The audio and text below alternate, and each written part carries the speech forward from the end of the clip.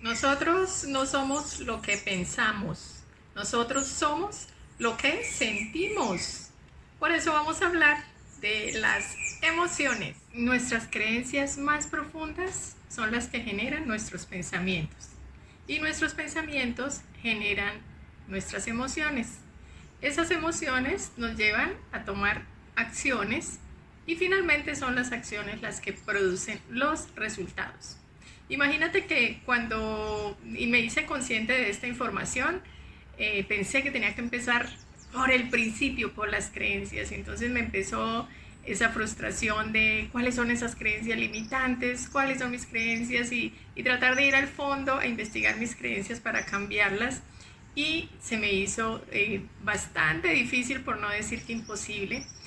También me fui otro poquito más adelante y como las creencias generan los pensamientos, pues yo dije, listo, entonces vamos a cambiar los pensamientos. Y resulta que tampoco me funcionó, porque soy una persona que cuando estoy desbalanceada de mi verdadera esencia, pienso demasiado.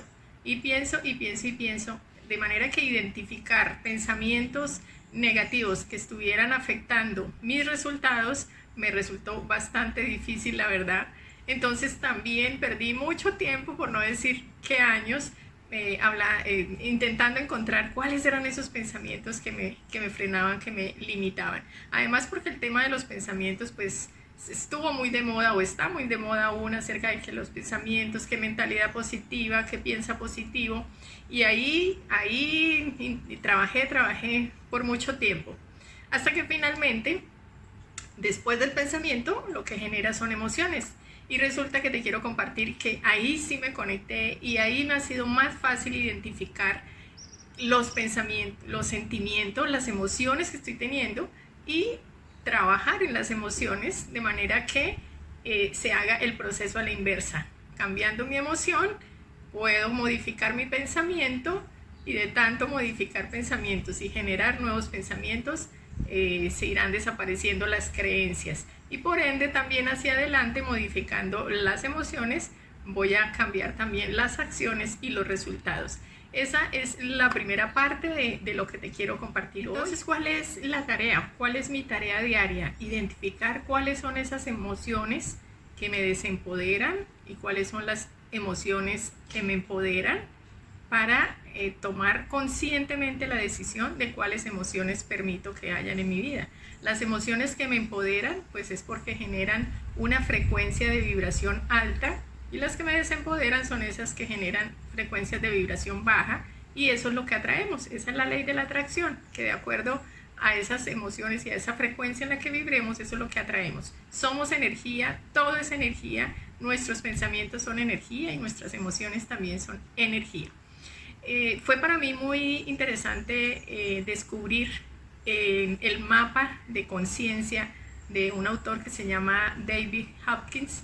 Él tiene un libro que se llama La fuerza versus el poder o el poder versus la fuerza, en donde describe los estados emocionales y la frecuencia de vibración que producen. Entonces, para tener un ejemplo, las emociones de frecuencias de vibración baja, por ejemplo, el miedo, la ansiedad, el rencor, la ira, todas esas emociones vibran con unas frecuencias muy, muy bajas.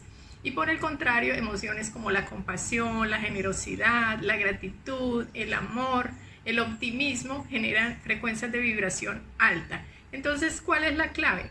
Estar en la tarea constantemente de identificar cuál es la emoción que me está gobernando en este momento y gestionarla. Si tengo que darme un tiempito para estar en esa emoción y dejarla que se procese, pues lo hago.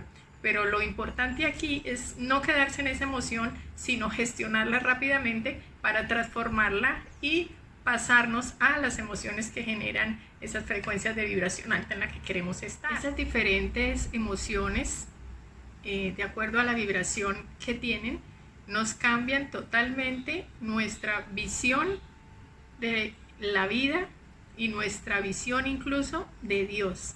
Yo les invito para que busquen ese mapa de conciencia de ese autor en ese libro y van a encontrar ese gráfico tan especial en donde van a comprender y a grabar un poquito más el concepto. Entonces, ¿cuál es la idea final? Que de nosotros depende sentir bonito. Que si tú haces la tarea de dedicarte a sentir bonito, vas a modificar también los pensamientos y vas a estar pensando bonito. Así es como logramos manifestar esos resultados que deseamos. Transforma tus emociones y ello va a modificar hacia atrás los pensamientos y creencias y hacia adelante tus acciones y tus resultados. Espero que te haya sido de valor esta información que te acabo de entregar y que la pongas en práctica a pensar bonito, a sentir bonito.